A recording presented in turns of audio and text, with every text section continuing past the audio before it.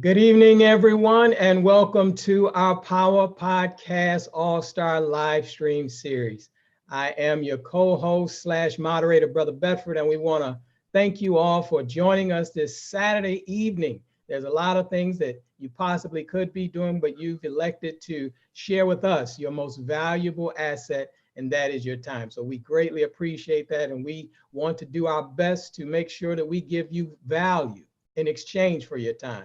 From all of the reports that we've been getting, I think we've been doing a pretty good job of providing value because everyone has been completely satisfied with the lineup, the knowledge, the wisdom, the resources, the education, the training, the motivation, the inspiration. We've just been having a phenomenal time over these few weeks as we've been on this or this quarantine, this shelter in place, all of these different terms that we use, but we said use this as a period of incubation. Use this as a period to take the knowledge, to take the wisdom that you're getting. And hopefully as we come up out of this thing, because we will come up out of it, as we come up out of it, you'll be in a better position, you'll be smarter, you'll be wiser, and you'll be equipped with the tools and the resources to take your life, your family's life, and your business to the next level. So with that said, let's get ready to get into tonight. I need you to do a couple things for me before I turn it over into the hands of our host, Dr. George C. Fraser. So first, I need you to follow this page. If you're on George Fraser's fan page, I need you to love it and I need you to follow the page. That way you'll get all of the notifications that Dr. Fraser shares with us, not just the upcoming podcast, but he's always sharing with us pearls of wisdom on a daily basis that we can incorporate in our lives. So we need you to do that. You'll also get notifications if you go to www.newblackpower.com. That's www.newblackpower.com. Give us your name and email. And when you do that, that'll give me permission to keep you updated on all of the live streams that we have coming up. And we still have some powerhouses coming before you. So I want to be able to do that. Make sure you confirm though. When you enter your name and email, you'll receive a reply email from us. And a lot of times that can go into your spam folder. So make sure you check your spam folder and then click that confirmation link, and then we'll be able to send you those updates. If you're watching this on YouTube, make sure you subscribe to Fraser Nation channel. Make sure you do that because we want to make sure we grow the population on YouTube as well. So make sure you subscribe to the YouTube channel, and that's Fraser Nation is the title of the YouTube channel. And the last thing that I need you to do before we get ready to turn it over to Dr. Fraser is share. I need you to go ahead and share this on your page, in the groups, invite your family and friends, especially those individuals who have businesses. And right now it is a stressful time. Right now they're under duress. A lot of us are doing things or trying to pivot and make decisions, and we're not quite sure how to do that. Tonight is the night where we help you to ease that tension, ease that stress. Tonight is the night for that. So if you have a business and you're operating up under stress and duress, we got the solution for you tonight. So go ahead and call your friends that you know that have businesses and they're having a trying time right now, and they can get a chance to get their questions answered. Tonight is the night with Ronald Williams and of course, Dr. George C. Fraser. So with that said, without further delay, I want to turn you over into the father of the networking conversation in the African-American community, the chairman of Fraser Net and Fraser Nation. He's also the founder of the Power Networking Conference. He's the best-selling author of 6 books on the subject of networking and building effective relationships. And he's also, as I've mentioned several times, and I'm going to keep saying this because I know we have the conversations about those in the Sports Hall of Fame. We have a Business Hall of Fame as well. And Dr. George C. Fraser is a Hall of Famer. So without further ado, we want to turn you over to Dr. George C. Fraser. Good evening, Brother Bedford. Good evening, Good to be with you again. Yes, sir. Third time this week, third time's a charm. I don't know what the weather is like wherever you are in Atlanta. Baking. But it's a beautiful day here in Cleveland, Ohio. It's 72 degrees. And for the first time this year, I played golf. I've been playing golf for 50 years. I play golf. But I haven't played golf since early October of last year because I live in Cleveland. And right in October, the snow begins. So we stopped playing golf, and I haven't hit a golf club in 6, 7 months. So I was rusty, really rusty. Now, just for all of you out there who know anything about golf, I am a 2 handicap in golf. Now, technically speaking, that's a really good golfer, except I have to explain my 2 handicap in all transparency. My first handicap is my golf swing, and my second handicap is I actually play golf. That's how I end up being a 2 handicapper. So it's a wonderful game. I just love being out in nature. But so I rushed back, did some homework to tee up the superstar of a guest we have tonight on our All-Star podcast. This is a brother from another mother. It's a brother like no other. I am proud to say that he is a new member of the Fraser Net team. Yes. So when we say that, right, that's a mic drop right there. He's a new member of the Fraser Net team. So he is thebomb.com and all that in a bag of chips. We have titled his talk tonight, and he is eminently qualified to talk about this. And it's titled Strategies, Processes, and Solutions for Black Businesses Under Duress. Now, we can't pick a better time. We couldn't pick a better time to talk about this, because Black businesses at this moment in time, as we experience this pandemic, is under duress. We are under duress. There's no question about it. Many will not survive this. It just, of course, depends on how long it will go. But Ronald D. Williams is conscious. He's woke. He's brilliant. He's a thought leader. He's a visionary. Ron hangs with thought leaders and visionaries. Ron mentors potential thought leaders and visionaries. His work is a work of not only deep academic skills and technical skills that one must acquire and education, but it's one of love. I mean, he is also a race man, as Brother Bedford is a race man, as I am a race man.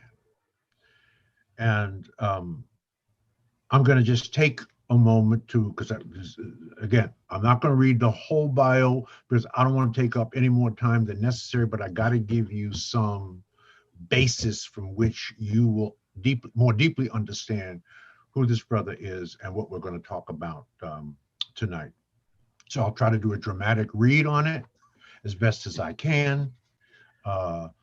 It's a full page in tiny type, but it's impressive. Ron Williams is the chairman of a portfolio of high growth and disruptive companies and the CEO of Global Business Evolution, BE.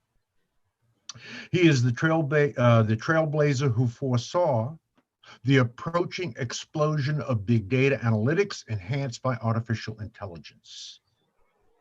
He then created a dynamic business model to deliver real-time solutions in anticipation of the deluge of demand for data-driven solutions, products, and services. The common thread throughout the portfolio of companies is his data-centric platform. All the companies are powered by the BE, Business Evolution, data platforms.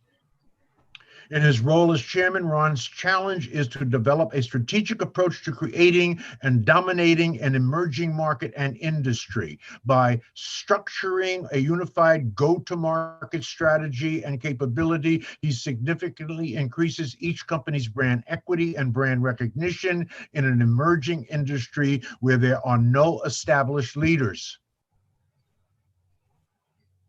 Simultaneously, he will lead the market through maturity by defining the market and leading the conversation towards substance versus hype. That's what you're going to hear tonight. By pursuing this strategy, Ron brings new and creative ways to evolve his messaging, branding, and delivery strategies and models, thereby accommodating early adapters as well as the majority customers as they figure out how they fit into the new data economy.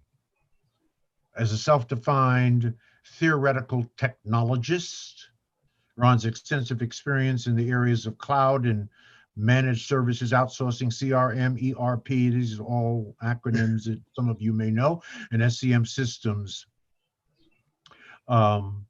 as well as discrete manufacturing, makes him uniquely qualified to lead executives in the big data area. But at the same time, he is a small business person.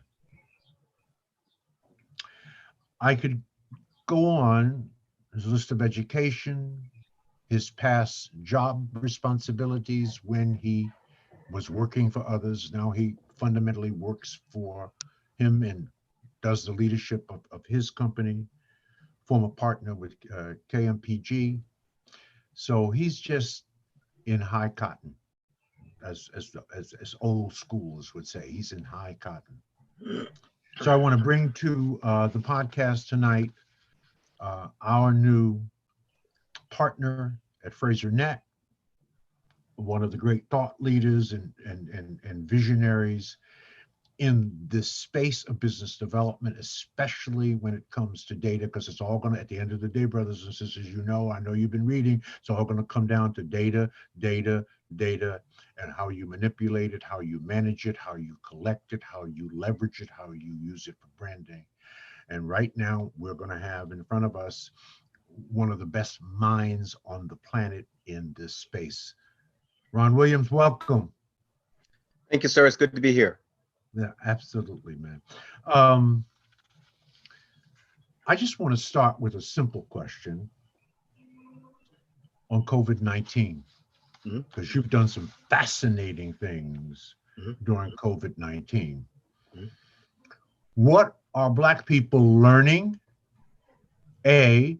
Ron, and what, from your perspective, are we missing? We are learning the same lesson that many entrepreneurs from the majority community have learned through these crises. We are learning that there is opportunity. There is immediate opportunity, there's long-term opportunity, and then there are the opportunities that were already there, we didn't see, that are now uncovered and are ready to be exploited. We as a community are finding out that we actually have the resources, the understanding, the network, and the capability to execute. We simply have to be able to recognize the opportunity, understand what's required to execute, and then to begin the process. What we are missing is each other. See, we think we got to do it ourselves. We think it's the Ron show, but it's not. We need to partner up. We need to leverage our network. We need to leverage our community experience to be able to actually move very quickly and in an agile way towards success. And as we do that, we learn the things that we need to know along the way, and we accomplish tremendously more than we thought possible, and we begin to actually reap what we sow. Got you. Which brings me to this question. Why are Black businesses more susceptible to finding themselves in stressful situations? Unpack that for a bit. Yeah. The real question is, are there any Black businesses that are not in stressful situations, even without COVID-19? Right. If 90% of all businesses fail in 5 years, 100% of all Black businesses fail in 2.5 years. Yeah. We are under duress for a variety of systemic and chronic issues, which I don't want to deal with because it takes time and a great deal of effort to change that. I want to focus on what we can do and what we can change. So part of the reasons why we are under duress and in distress so often is because we don't have a clear understanding of what business we're actually in. Mhm. We don't have a clear understanding of what we're actually trying to accomplish. Not what we feel like we want to do, not what we think we ought to do, not what the market is telling us, but how do you actually make money? How do you actually build a brand? And how do you actually begin to leverage what you intuitively know as a group or a partnership with what needs to be done? When we start to do that from day one, we begin to reduce our stress levels. We begin to reduce the risk profile that we have, both from a credit perspective, from a cash flow perspective, and from an exposure perspective, meaning our families and our lifestyle and our livelihoods are exposed when you're in small business or when you're an entrepreneur. And a lot of us can't get past that risk and profile. We cannot get past that exposure. As a matter of fact, the fear factor for a young, Black, educated, college educated man or woman is astronomical when you ask them about going into business. You know why? Because they're afraid of what they're going to lose. Even when they don't have anything, they're still afraid of what they're going to lose. And it's that fear that prevents us from being able to truly come together and leverage our experience, our history, our resources, and our assets to create great business opportunities. So most of us are operating in what I call a scarcity mentality versus an abundance mentality. That's correct. It's two entirely different mindsets. How can Black businesses avoid finding themselves in situations that are prone to creating duress? You know, I was raised in an environment with lots of entrepreneurs. On my father's side of the family, everyone was an entrepreneur. We had people who owned phone companies, who owned liquor stores, who owned grocery stores, who owned taxi companies, who owned shoe stores. I grew up from the time I was about 9 years old in an environment where everybody made their own money and they provided jobs. So I never grew up trying to find a job or thinking about who is going to give me a job. We really need to understand what it is we want to be able to bring to the community, what we want our legacy to be, what we want to be able to understand about our experience here. So, what is our position in history? And what are we doing to either preserve that position or grow that position? Because no matter what you do, as Malcolm X said, every man will leave a legacy. And it's our effort to work together and to bring about the kind of change that we want in our lives and in our community that give us focus, it gives us purpose, and it gives us a sense of why we should act as one. You know, right now, we really don't have a sense of why we should act as one. And without that sense of purpose, many of us as individuals can't really define ourselves. When you can't define yourselves, you become susceptible to anybody's definition of who you are. Yeah. And what you are. So when you look at businesses and our success in businesses, well, you really have to look at our failure in businesses. Because if you go back to the early 1900s, when there were about 65 Black Wall Streets in America, 65 different communities of successful Black entrepreneurship, driving business, driving revenue, self-sustaining their community. And you look at us today, post-civil rights movement, there are zero. Something happened in the civil rights movement that actually derailed us. If you look at Madam C.J. Walker and what she did as not only the first Black female millionaire, she was the first Black female millionaire in America. and look at the time that she came about around the turn of the century. Right. And yet today, with all the resources we have, with all the jobs and education that we have, we can't seem to find a way to exploit the $1 trillion in disposable income that we produce buying Jordans and other products that deliver no value, that have no asset to them. We can't find a way to build our own organizations and create our own jobs. We have $1 trillion at our disposal, yet we can't find a way to create a job. How is that possible? The only way that's possible is that we don't understand who we are. We have no sense of purpose. We have no sense of direction, and we really have no common purpose. So business can be that.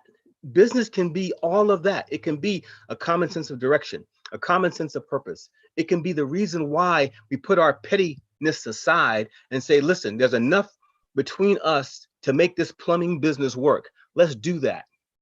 We can provide 6 to 10 jobs if you and I will come together and do this plumbing business in our own community and get contracts. So I see small business and entrepreneurship as a way for us to be able to come together and to build a base for our community that allows us to not only move forward economically, but culturally, politically, and socially. That's what's at stake right now. Yeah. What have we learned from successful Black entrepreneurs in the past? What do you think are the big lessons that has come out of that? And why are we not modeling it? Yes. Why are we not replicating it? Yeah.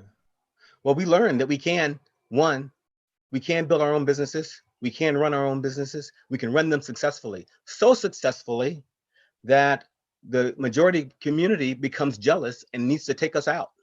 That's how good we can be. We've also learned that it doesn't take a lot of money. It doesn't take a lot of laws to change. It doesn't take a lot of somebody else doing something for us to do for ourselves. We can do this on our own. We can do this in our own neighborhoods. To be honest with you, we don't even have to get a bank loan. Right. To start your own business. Those businesses taught us that we can do this in America under far, far worse conditions than we have today, if we want to. Right. But it takes people like you, Dr. Fraser, and what you've been doing for 35, 40 years to help people understand how it's possible. We know that it's possible. History tells us that. But how is the other issue. And that's what you bring to the table.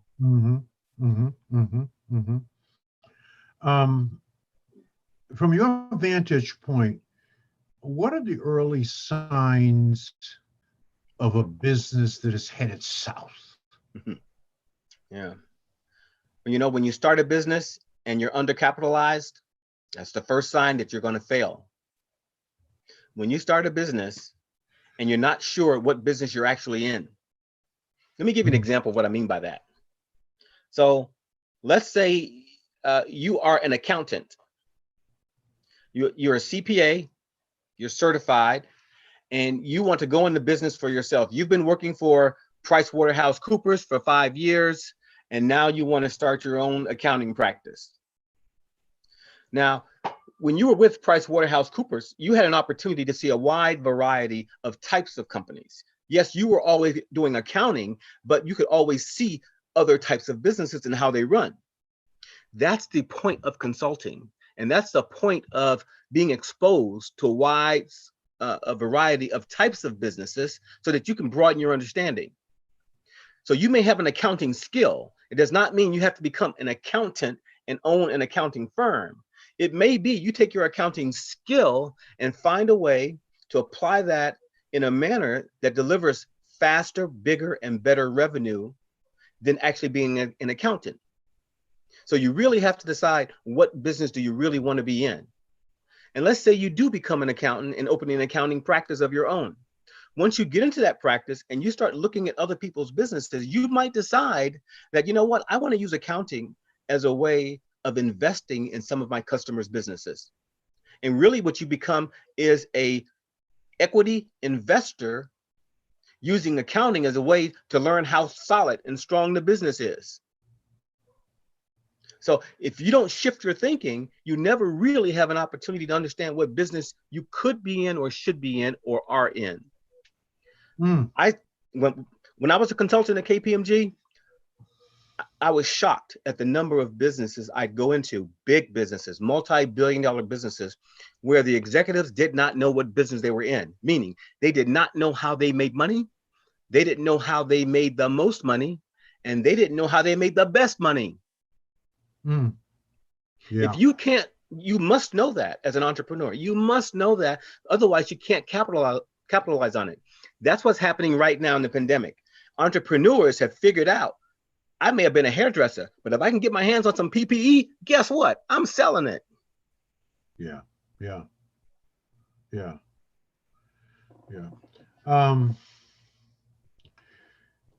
A while back, we met for 2 days in my offices with our A team. And the first question out of the box that you pointed to me and asked me was, Dr. Fraser, what business are you in? Of course, being an elder, having been in business for 34 years,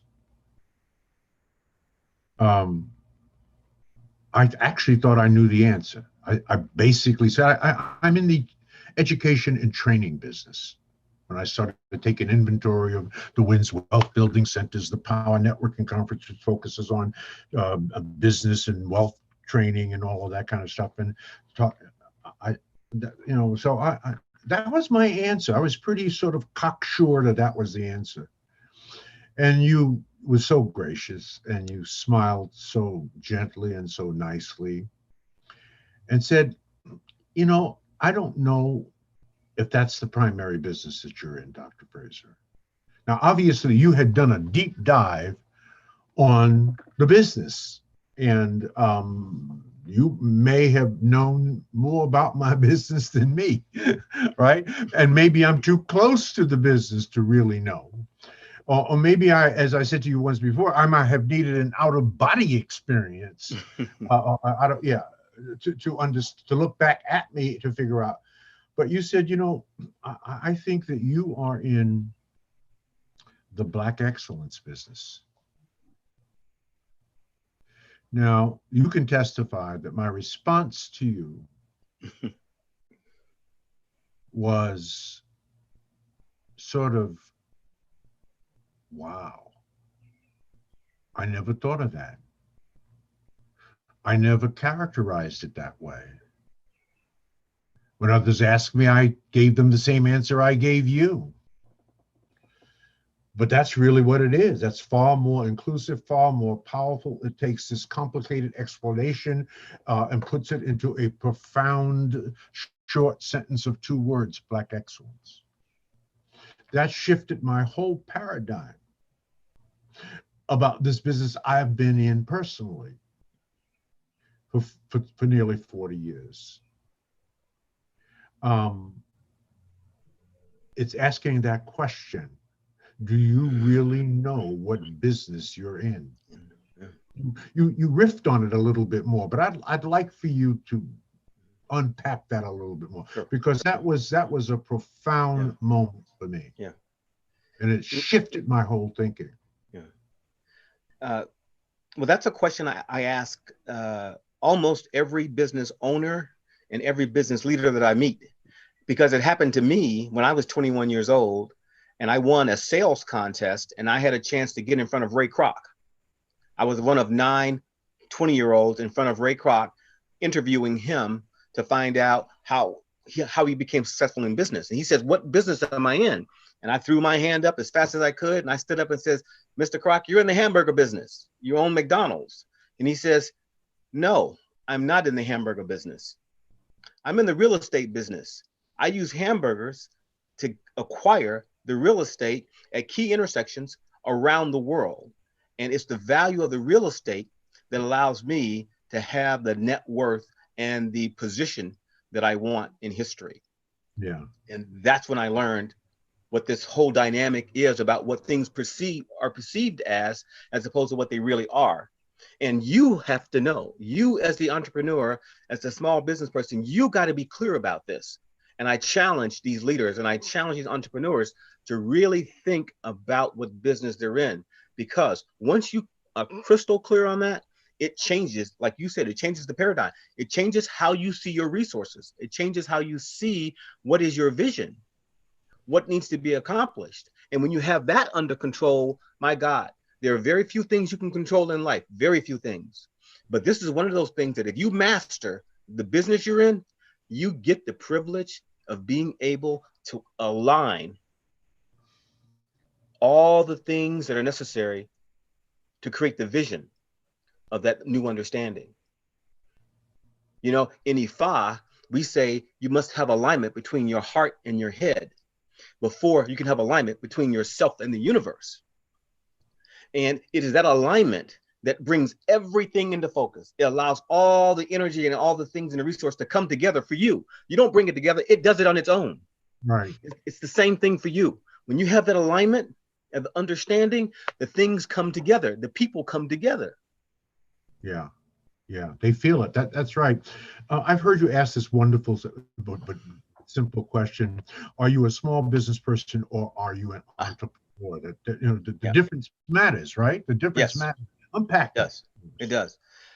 If you are a small business person, you are really an employee on steroids. What you really want to do is what you know best, whatever that skill or experience is, you want to do that, but you have a desire or you've been forced to do it on your own. And in that situation, what you're looking for is to establish security. You're looking to establish a level of compassion for the customers that you deal with and the environment that you're trying to create. And there's not much more to it than that. You're very happy if you have 25 customers. It's called a lifestyle business. Many small business people are in lifestyle businesses. They make enough to feed themselves and to be comfortable, and they make enough to ensure that their employees, if they have employees, are well taken care of. And they're not interested in taking over the world. They're not interested in changing the world. They're not interested in being the number one. They simply want to be good at what they do, provide a service or product. That is a small business person. That is not an entrepreneur. Most entrepreneurs are serial entrepreneurs. They can't help themselves. What they want to do is they want to start something new. They want the excitement and the rush of being the first. They have dollar signs in their head, but more than the dollar sign is they want to be recognized in history as having created something. They want to be recognized in their community and with their peers as having been the first. And they want the ability to help people understand what it is they've discovered or created. And that is their huge play, which is why once they do it once, they make a huge mistake and they make a series of mistakes, and they do it again and they make fewer mistakes. They do it again and they make fewer mistakes. And pretty soon they get really good at doing this, and everything they touch becomes a $1 billion idea. They're pushing out $1 billion ideas, and they're not even running the businesses. They're turning them over to other people. They just want to go create. That is an entrepreneur. And if you know that you are an entrepreneur, you need to be honest with yourself and be true to that entrepreneurial spirit. If you are not, stop faking it, because you're going to hurt yourself. The entrepreneurship game is for gladiators. You know, you do not want to, you don't want to get in the ring with gladiators and you're not prepared. No. You're not trained. You're not conditioned. You're not mentally and emotionally and spiritually ready to die today. Because it can happen at any time. In the entrepreneurial arena, they can cut your legs off and your head off at the same time. Right. Right. That's right. Right. And if you're not prepared to get up and sew them back on and keep on going, you're in the wrong game. That's so true. That was a visual, wasn't it, George? Oh my God. That is so true. But yeah. And you know what, Doctor, I'm 61 years old, and I was raised with entrepreneurs, and I'm just now in the last 10 years really experiencing what I just said, really understanding what my passion is and what my joy is. I got a partner, Dr. Reuben Cockrell, who just turned 40 years old. Right. The coolest guy you ever want to know, the brilliant PhD and a master at 3 or 4 different things. And he is now my best friend, excuse me. And I learn from this guy every day, but together, man, there's nothing we can't do. We are killing it. We are killing it right now today. Yeah, right now today, even in the COVID-19 environment, you're doing you and Ruben are doing some massive things in COVID. Just unpack that a little bit to let people know what you're doing, how you pivoted and taken this pandemic and what people see as, oh my God, how am I going to survive into something into outer space? Talk about that. Well, Dr. Cockrell, his great gift and his great skill is he is a master at building relationships. But it goes much further than building relationships. He's able to connect strategic dots way beyond the relationship. So he's a master chess player while everybody else is playing checkers. Okay, and he is building these connections. He's building this understanding, and he's constantly looking at how to make connections. How do you monetize them? And because of that, and you put my skills with his skills, the first thing we started doing was looking at how do we get to use what we already have, which is my technology platform, artificial intelligence and data analytics, to apply to the area where we know there's the biggest weakness and gap in the government, state government and federal government, and that is tracking and understanding how money is being spent. They always screw it up. They never get it right. They get the right money to the wrong person at the wrong time, and all the other combinations. So we worked to join the governor's task force to become a part of that process. Then we used other relationships that Dr. Cockrell had to kind of backdoor the governor's task force and the stimulus money. And there was another strategy that we had in place around grants, and we saw the opportunity to take advantage of the government's feeling of inadequacy. So right now, there are probably about 50 to 75 grants out there around COVID-19. There have been so many mistakes made. The government is trying to show that they are going to cover themselves and not make these same mistakes twice. So they have there must be, I don't know, $100 million, $300 million in grants. So we have put together a staff of 6 people, and we're doing nothing in that group but applying for COVID-19 grants around analytics and AI. The first one we did, we had 5-day turnaround. It was $40 million. We applied for it 2 weeks ago. They're going to announce on June 4th. Now we have to pull together a group. Now out of that group, our play is $10 million over a 3-year period of time. That's not bad for you realizing there's an opportunity in a moment of distress. You know, for the first time, the business community, the majority business community, feels the pressure that the Black businesses have always felt. They feel under duress. They feel stressed. And since we're accustomed to operating under those conditions, this is normal for us. We're just looking for the gaps. And we're filling the gaps. PPE, we are working with some amazing partners to make PPE available. And we've got brothers who are manufacturing. They have manufacturing facilities here in the US for PPE. And we're working with them to get that product to FEMA, to get that product to the states that need it and to the hospitals that need it. We even put a plan together called a Disaster Recovery General Purchasing Organization, which is this.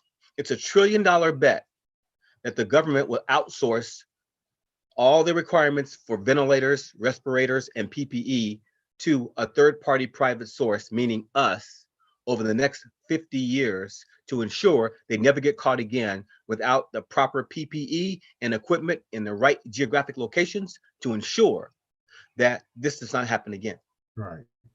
So there's some immediate things that we're doing that will turn in a profit immediately. There's some intermediate things that we're doing with partners who can manufacture and build networks of equipment. And then there's some long-term things that we're doing to hopefully be a part of a network that ensures that there is $1 trillion payout to make sure we have the infrastructure in place and that we have the equipment in place, because this will happen again. Yeah. Yeah, Ron, that's so important. I've said on so many platforms to our people that Black people are not lacking opportunity. There is unlimited opportunity. Yes. What we're lacking is capacity. Yes. And the 21st century for us must be about building our capacity to take advantage of the Yes. unlimited Limited. opportunities in business. As you well know, there's this thing called churn. People are buying and selling businesses all the time. You don't have to start a business from scratch. That's right. Right? You can own 50 McDonald's if you want to, or 50 Burger Kings, right? You don't have to start a business from scratch, but you have to have the capacity to do these things. Some of that is economic capacity. Yes. So you got to, put your pennies together, to develop partnerships, strategic alliances, joint ventures, and as you said right up top, do things together. How can Black businesses become recession-proof? I mean, you guys, you're bulletproof and recession-proof. How can Black businesses become recession-proof? Okay. There's actually 3 ways. One way is to start a business or buy a business or grow a business that thrives during a recession for its primary source of revenue, and has secondary and tertiary sources of revenue that are made when you're not in a recession. Or combine businesses so that they become lines of business under a holding company.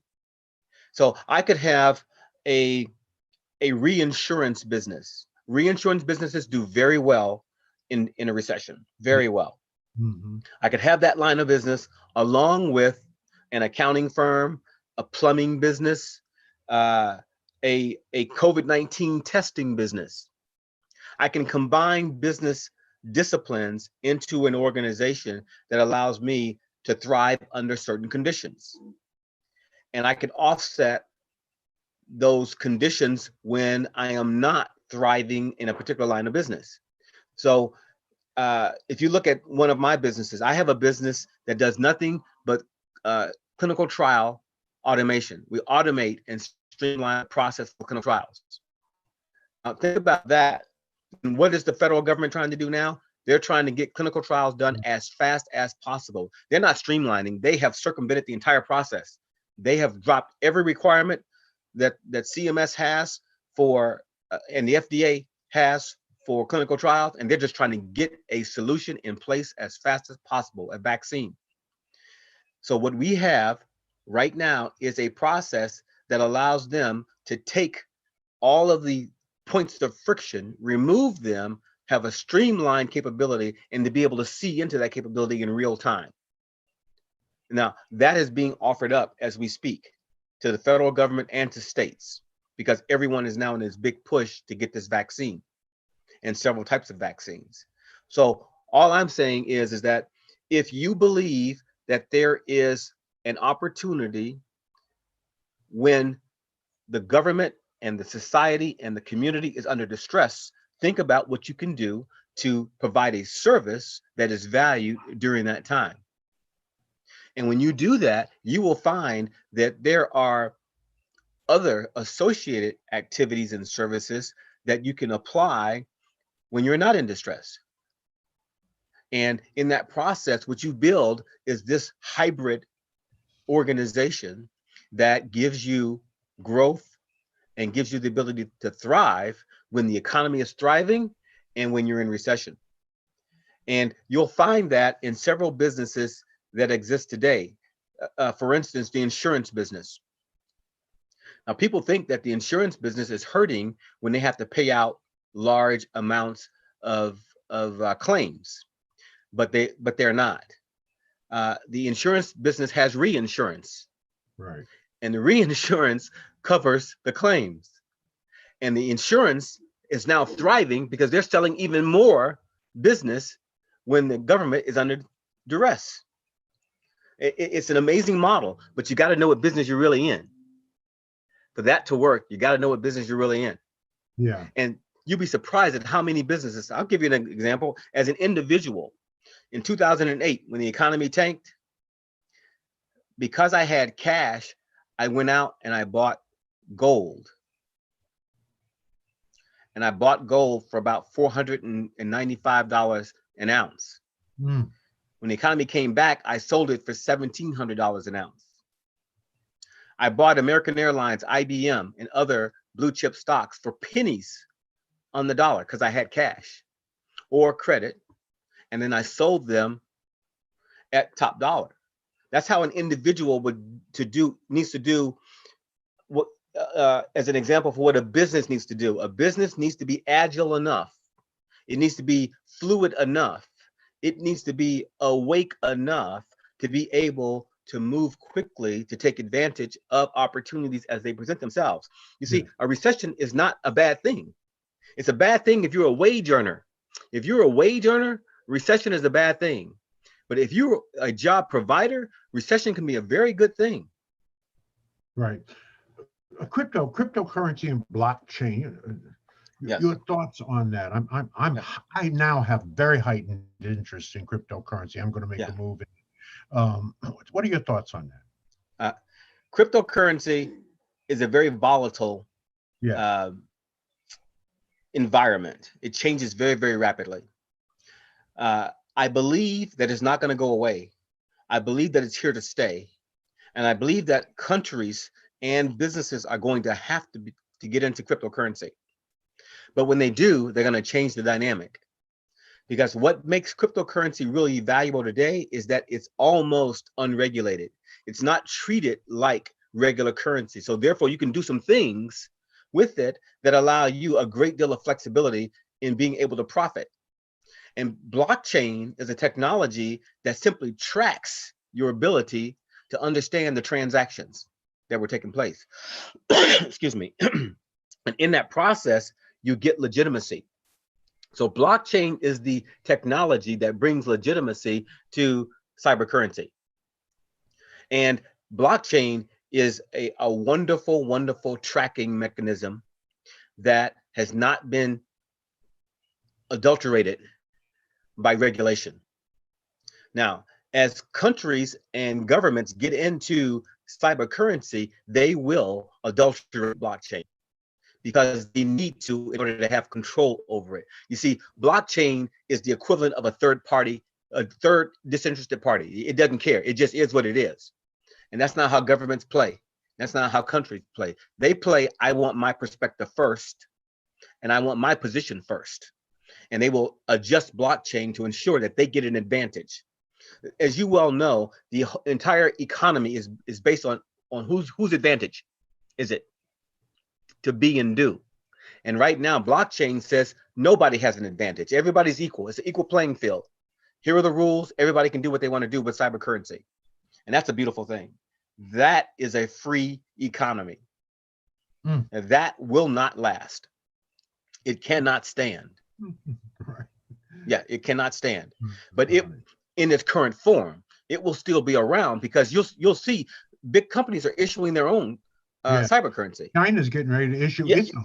Yes, absolutely. Oh, it's going to be around, but it's going to be getting ready to issue its own. That's correct. Yes, yes. So it's going to be around, but it's not going to be the Wild Wild West the way it has been. But there's some things. If you can find the right currency to invest in, and invest at a low point in that volatile up and down exchange that takes place, there are billions of dollars to be made. The only problem is that you cannot convert your cyber currency earnings into hard dollars.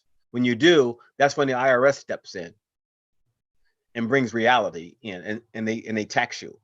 Because today, yes, it's not taxed. You can make $1 billion in cyber currency and pay no tax until you spend. Until you can spend it in limited places now, but once you convert it, you're taxed on it. That's correct. Now, if you spend it in businesses that accept 100% cyber currency, there's no tax. Amazon accepts. Yes, certain cyber currencies. Yeah. Currencies. Okay. Yes. Yes. That's interesting. It's a little off the subject, Yeah. but you have such a It's coming. big brain and a visionary around this stuff. I just want Yeah. your take on it. Is it possible for 80% of Black businesses to avoid eventual failure? What would be the scenario there? Absolutely, it is. It is possible, but the Black businesses can't be Black businesses. They have to be good, sound businesses, period, who happen to be run by Black people. Yes. Yeah. You know, that's the first thing. Because normally, I hate to say this, but normally when you think of Black businesses, you think of undercapitalized, under nurtured, meaning they don't have the network nor the support that they need to actually grow the business. And those businesses are also usually misunderstood. Either the community does not understand the business, or the person running the business does not understand the business. And unfortunately, we're usually in the wrong kind of business. So here's the top 5 businesses: restaurants, okay, nightclubs and bars, liquor stores, okay, retail, and sometimes we're in assembly, not manufacturing, but assembly. Yes. 2 different things. Right. Yes. Yeah, very different. And those kind of businesses, very, very high risk, very, very low profit, and very, very tight margins in those businesses. We need to start thinking about businesses that have high margin, low risk, and can scale very easily. For example, a couple types of businesses. Okay, so if you take and these are not specialty businesses. So if you take a business like a data analytics business, okay, so technically you can start a data analytics business out of the box with no technology at all. You can resource your technology from Amazon and other locations, okay, and you can assemble a set of products that will be your solution that you don't even own. The Amazon, Microsoft, and other even open source tools that will be your platform. So it can cost you nothing to have a solution. All right. Now that is infinitely scalable. You're in for zero. It costs you nothing to get in. And now all you have to do is market. So what do? You have the idea. You go find Ron Williams and say, hey, let's partner. I know you're an expert at this. You be my partner. I got this. You got the skills and relationships. Let's do this. Right. Now you have a business that is timely. There's huge demand, right? You got a business that you can scale instantly on demand at no additional cost. You have a business that is already understood in the marketplace, and there's already a desire for that kind of solution. And you have a partner who brings the technical expertise and the history of the market to bear. Now we got a real business. Now, how come LeBron James is not talking to me about doing that? You know, how come Oprah is not talking to me about doing that, or talking to you, or talking to the other folks in the Fraser Nation who have expertise in areas where we can instantly go into business for almost no money down, maybe $500, maybe $5,000, maybe. All the money is spent on advertising and marketing, and we start growing a business, or we just buy a business like that, that's scalable like that. But it's very scalable, very cheap. I don't even own the infrastructure. AWS owns the infrastructure. Right. Wow. How can Black businesses grow beyond the owner's limitations? You know, that is a tough question for the Black community. Yeah. Because, well, be honest, be transparent. Tell us what you think. Okay. I know what you think, and yeah. We think a lot, but you know, speak the truth. All right. So oftentimes we are ego-driven. The business is not about passion. It's not about service. It's not about even legacy. It's really about status. And when that's the case, whether you start out knowing that consciously or you have a little bit of success and then it becomes about your ego, right? Then there's no way for anybody to actually scale the business, expand the business, and truly build upon the business, because you won't let it outside your control.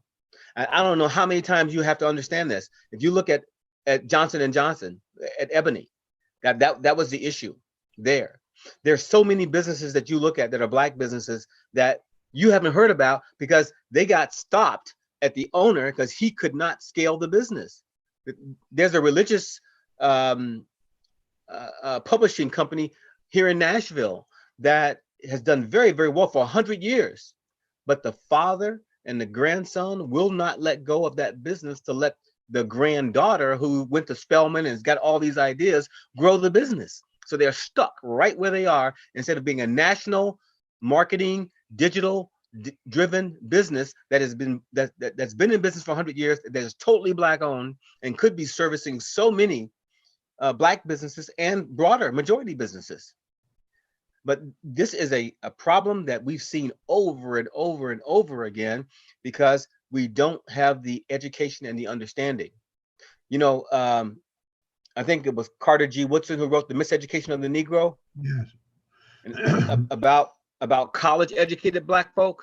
Yeah. Okay, that's one kind of miseducation. Another kind of miseducation are the ones who are who were brought up by their bootstraps and who think they know everything because they did everything to get you to that point. Will not bend, will not compromise. And that is very problematic for us because there are a lot of great Black businesses that are small that could be grown and expanded. That could be one of the underlying reasons we have great difficulty in developing strategic alliances, joint ventures, and partnerships too, right? That could yes. be the underpinnings of that as well. Yeah. And we have to get beyond that, or we're just not Yes. going to get where we need to go. Would you agree with that? Yes, sir. Absolutely. Data is a Black business best friend, do you think? Oh, absolutely. The power of data, Absolutely. and what Yes. they're doing with it. Yes. What are they doing with it? Yeah. Well, you see, data like technology, data is not technology. Okay, but data like technology represents an equal playing field. It's a place where you can go carve out a space and really demonstrate a value exchange. And that's what we're really trying to say here is that every Black person who has natural hair and wants to buy natural hair products, 10 years ago, you couldn't find any anywhere. Now there's at least 6 to 10 online that you can go to and buy. Variety of issues with them, but at least they're there. That's the important thing. But data is what brings reality to bear for anybody, no matter what their situation is. When the data says this, that's truth.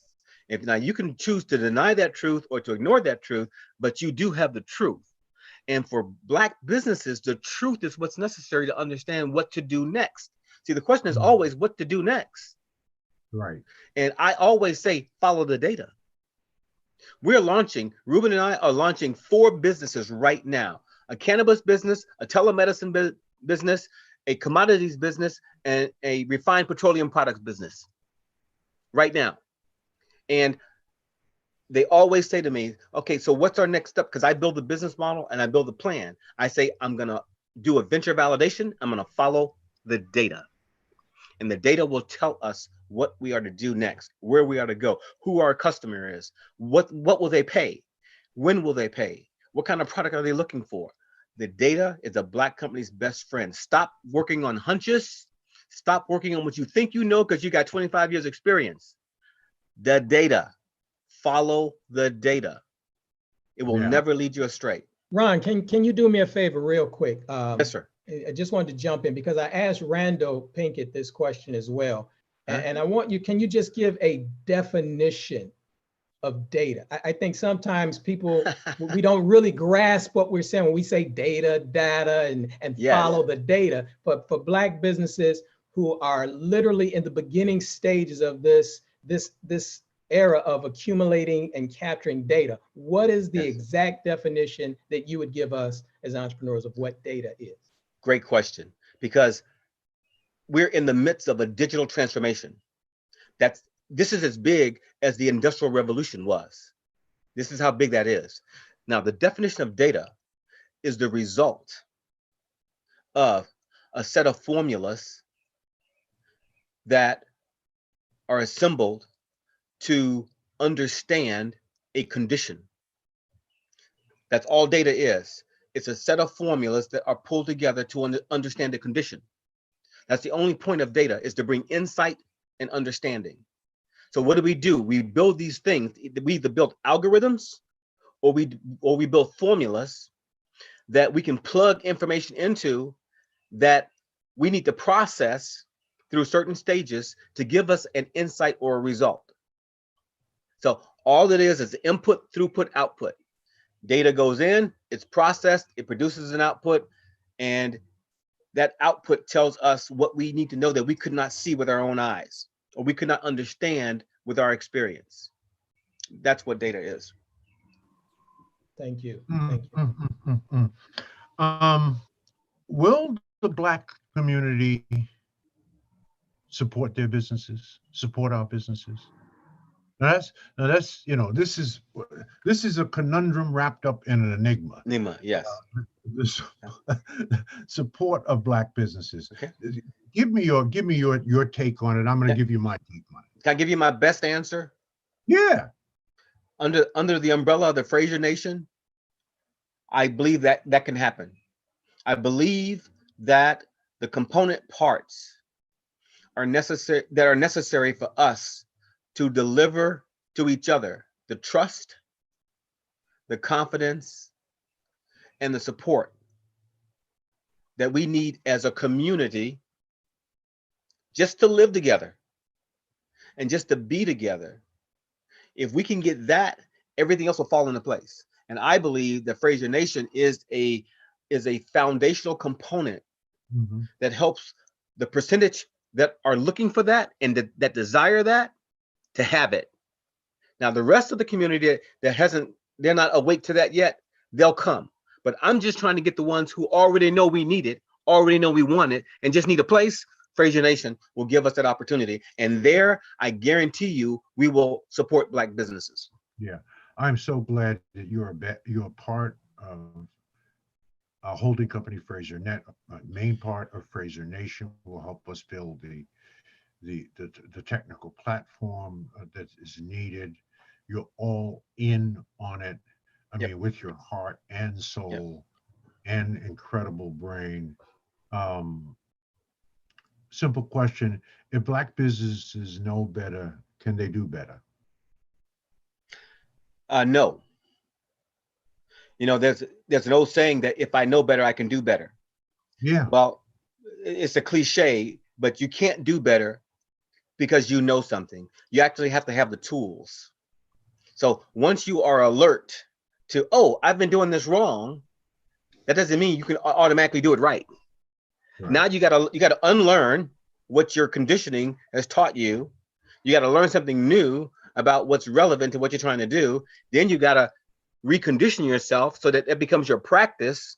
Then you can do better. And and that is also an input, throughput, output process that we must master, because that is what we must do. And Dr. Cockrell says this all the time, that we have to learn how to get rid of these, to unlearn these behaviors and learn new behaviors, I think is what he says. And that's exactly what has to happen. It is not simply, I know better, I can do better. Yeah. No, we certainly have, as I like to say, some badass habits. Black people have some very, very bad habits. Yes. One is our addiction to instant gratification versus delayed gratification. We got to have it now. We got to look good, feel good. We got to show. We're all that in a baggage. It's just show, though. This is who we are.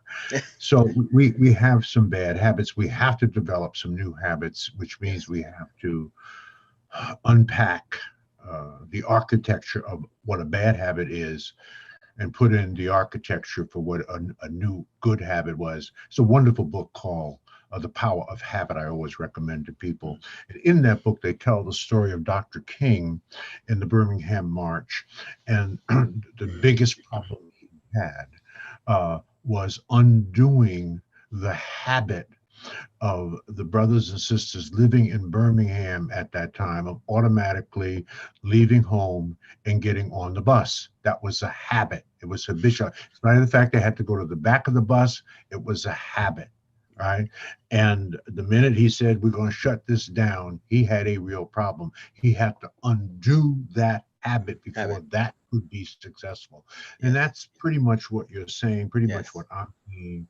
And that is so true. Let me and I don't want to wear you out here, but this is the kind of stuff that our people need. We don't get enough of this kind of critical thinking, this kind of transparency, this kind of honesty. We need this kind of straight, mature talk. When I introduced you, or introduced that you were coming on Saturday, I mentioned to brothers and sisters all the things that I said to you and said about you up front, but I also said there was something special about Ron, that he was also a Yoruba priest, right? Now, brothers and sisters, we don't have time to unpack what that really is and what that really means. So just sort of like Google it. You heard some insertions of certain things and spirits that he talked about. But I just think bringing that to the kind of economic and business mind and savviness that you have takes the spirit of that and the goals of that to a good and righteous level.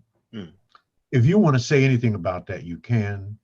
I don't know how comfortable you are with that, but I just think that's special.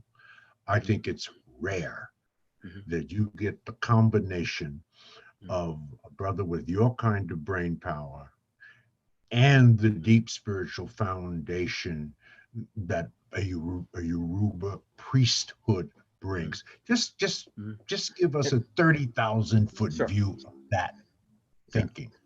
Well, like I said, there's no magic bullet. So the philosophy is very simple.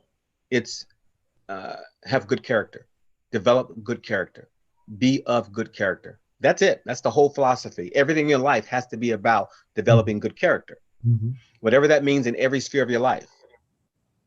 So if you're a womanizer, that means something there. If you are unethical, it means something there. If you are a poor parent, it means something there. Whatever sphere of your life that you're engaged, you must demonstrate good character, is what that philosophy means. Now, from a practical perspective, it's taken me years. I've been a priest now for 18 years. And you're second generation? You're second generation? I am. My father was too, and my sister is also. Yes. And it still has taken me probably 14 years to get to the point to where my issue of good character is paramount to everything that I do. It's taking me that long because of my conditioning. My conditioning is what brought me to a certain level of success. When I was in the military, I spent 10 years in the Army. I was a captain. I was in airborne range. I did a lot of things, but that was under conditioning, and actually bad conditioning. And I did a lot of other things that I was considered successful, but it was under bad conditioning. It wasn't until I broke that so-called successful conditioning and got real conditioning. See, the African perspective on reality is very different than the European perspective on reality. Yes. And when you begin to embrace the African perspective on reality, you say, wait a minute, that's not what I'm about. That's not who I am. So now I got to redefine myself. I got to find out who I am. I got to get this alignment between my heart and my head so that I'm aligned with the universe that I was born into. I was not born into the European universe. I was born into the African universe, and I was indoctrinated into the European universe. So here I am trying to redefine myself and to find out my purpose in life and to understand what it is that I bring to the table that's special.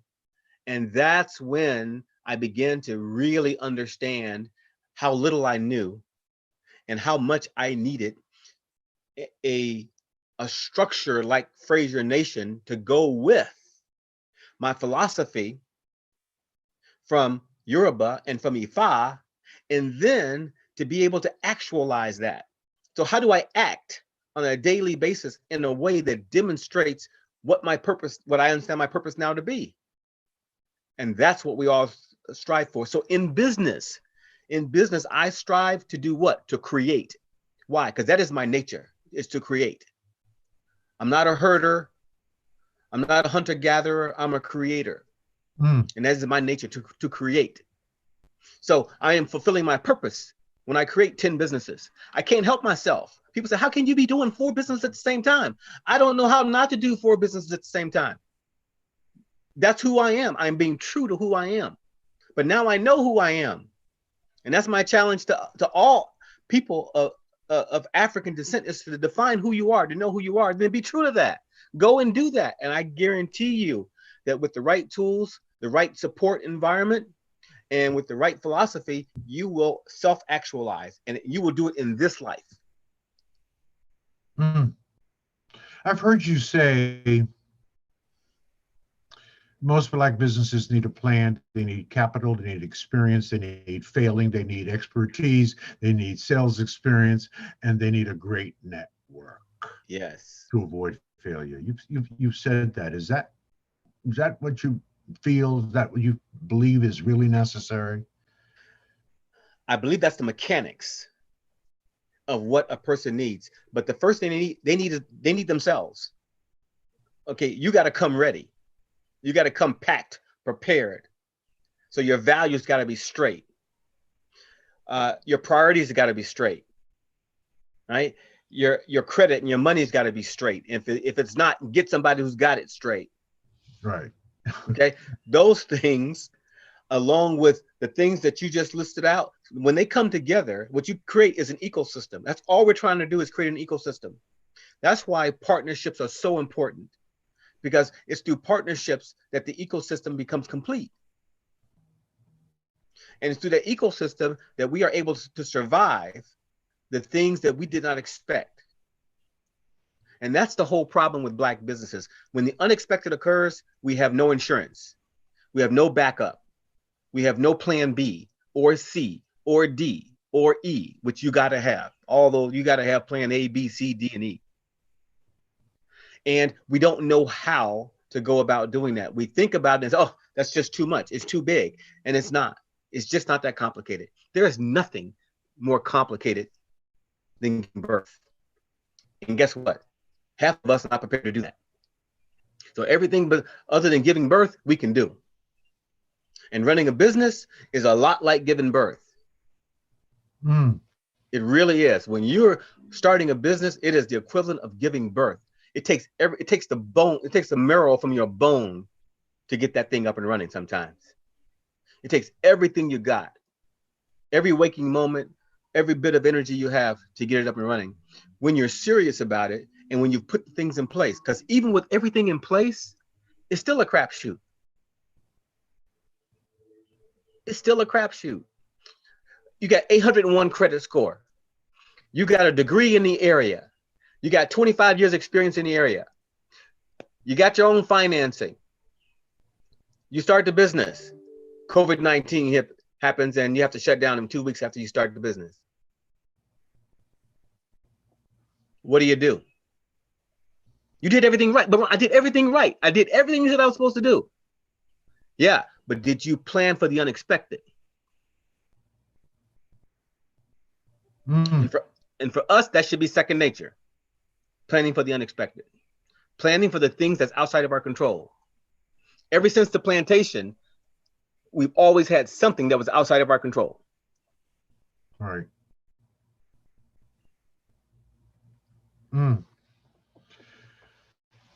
Ron, this is one for the ages. This is a 5 mic drop podcast.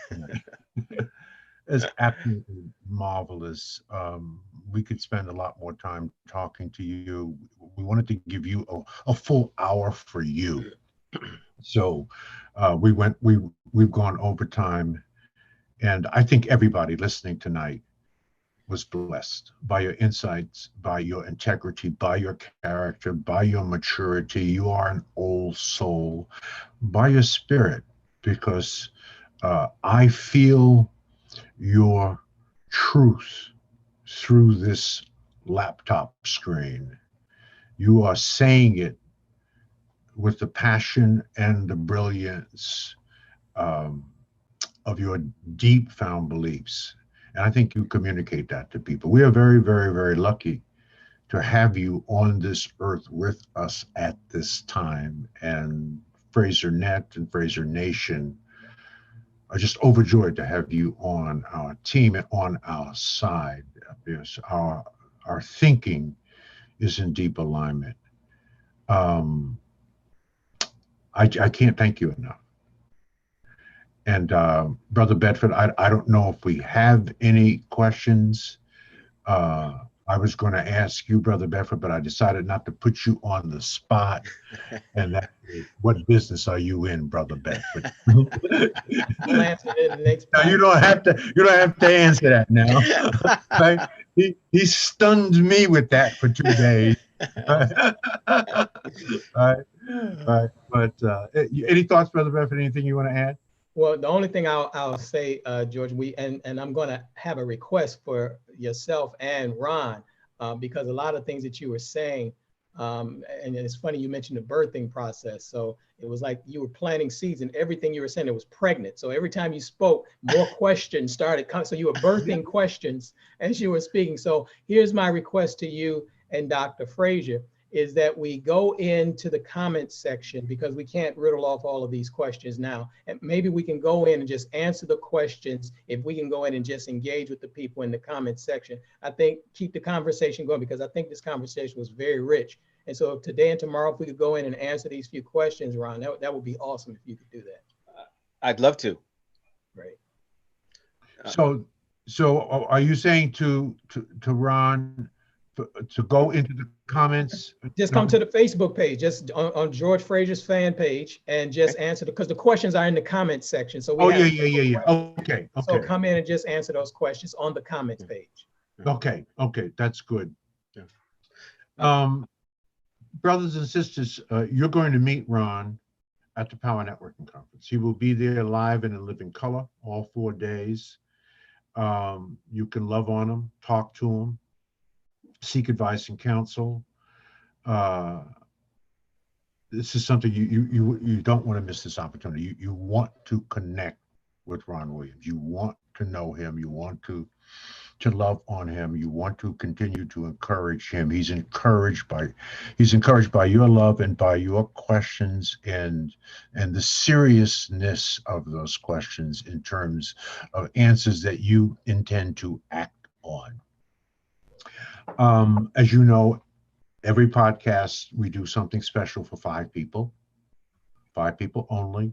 My apologies to those each podcast that I don't get back to. You went beyond the 5. You get a special Power Networking Conference offer, a deep discount offer. You know, the offer is, and I don't know if I have to tell you what the Power Networking, but there might be some new people. And there probably are some new people on tonight. But Power Networking is 19 years old and has been named by Forbes magazine as one of the top 5 conferences in America not to be missed. Not one of the top 5 Black conferences, but one of the top 5 of all the conferences put on in this country. That's a very high honor. We're the only Black conference to have been given that recognition and award, and we're appreciative of it. It's October the 14th through the 17th in Houston, Texas. It will be hot in Houston, Texas, October 14th to the 17th. COVID-19 will not be around. We will be able to meet. All right. So put it on your calendar. We have postponed it. It was supposed to be in July, too early. We will need time to heal. not only for the virus to dissipate, but to heal psychologically. We have been so jacked up around fear, and even being within 6 feet of each other, we will need some psychological healing time. So we figure 3 or 4 months after that, we'll be ready maybe to fly, to get on an aluminum tube with 200 people and breathe the same air. But you're probably not going to be able to get on a plane in the 21st century without a face mask, or from now on. Okay, that's just going to be. In fact, that makes a lot of sense. I cannot even tell you how many colds I've caught on planes, right? Not wearing a mask, looking at people wearing a mask, basically Asians, and thinking, why are they wearing a mask? So I think it's a good thing. I think it's going to be one of the good things that comes out of it. So October 14th through the 17th, I think I mentioned the last time, we have, of course, Ron Williams will be there. We have a couple of very special guests as well. Dr. Boyce Watkins will be with us again, and Dr. Julius Garvey. Dr. Julius Garvey, the son of Marcus Garvey. He will get our first international Marcus Mosiah Garvey Award. Dr. Julius Garvey. I'll do an interview with Dr. Julius Garvey. He's 86 years old. I spent 2 weeks with him touring Africa in November. He is a genius, and apples don't fall too far from the tree. You're going to meet and touch the hem of the cloth of Dr. Julius Garvey, Ron Williams, Boyce Watkins, Brother Bedford, and me. I'll even be there. I'll be there. I promise. I'll be there. So the offer is a full registration is $1,500. For an adult. One adult registration is $1,500. One student registration, we want you to bring young people 17 to 25. It's $800 for a student. Together, that's $2,300. We're going to take $1,900 off of that, give you an adult registration and a student registration for $399, which is more than it costs us to feed you at the conference. So for the first 5 people, email me. This is the only way you can get it. You can go on the site and find out everything about the conference, powernetworkingconference.com, but you cannot get this offer. So you have to email me at gfraser@frasernet.com. That's gfraser@frasernet.com. Say I'm in the subject, in the body of the email, your name and cell, your name and cell number at gfraser@frasernet.com. The first 5 people, all emails are timestamped, get this offer. If you don't hear from me personally, because I will call you personally, because I just like talking to people, and I'm stuck in the house, and so I either talk to you or I talk to my wife, a wonderful wife of 47 years. So we've had 47 years of conversation. So we actually really don't need to talk to each other anymore. We just look at each other, and we smile, and we nod, and she gives me a look, and I know exactly what she says. It's a whole conversation with one look, right? So I'm looking to talk with some different people. So email me, gfraser@frasernet.com. I'm in, $399, your name and cell number, and I'll be in touch. Now, we always leave the final moments, final closing thoughts to our guests. Okay. So Ron, Yes.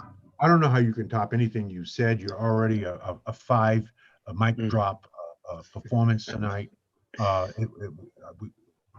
might have to add an extra mic drop. I don't know, but you're up. You get a couple of minutes to make whatever closing thoughts, closing remarks that you want. Yes. And then I'll just sort of give my little final thought for tonight, and we're done. Okay. Well, Dr. Fraser, I'd like to say that to you, Dr. Fraser, and to Dr. Whitaker, that the experience I had meeting with you, breaking bread with you, and being myself with you, as you know what I'm talking about, was liberating for me, and it was life-changing for me, and it was the start of a new way of fulfilling my vows as a priest, my commitment as a citizen, and my understanding as a Black man. So I thank you and Dr. Whitaker for that, excuse me, the opportunity, and for the hospitality and for the 35 to 40 years of work in building Fraser Net and Fraser Nation, so that folks like me can come in and be at home, come in and find the way to actualize our purpose and the way to fulfill our dream and the way to be, as the Army would say, all that I can be. I feel like that is an opportunity for me personally, in your backyard, in your home, with you and Dr. Whitaker. And I'm so glad to have elders who represent what ancestors are to me. You guys embody that. You guys, that wisdom, the humbleness, the knowledge, the clarity in your thoughts, and the preciseness of your language. Huge value to me. I just want to sop it up. I want to absorb it. I want to understand it. I like I told you in the beginning, I'll carry your bags if I can be around you. So I appreciate the opportunity. I just want to thank you very much for this opportunity. Thank you. My closing thoughts.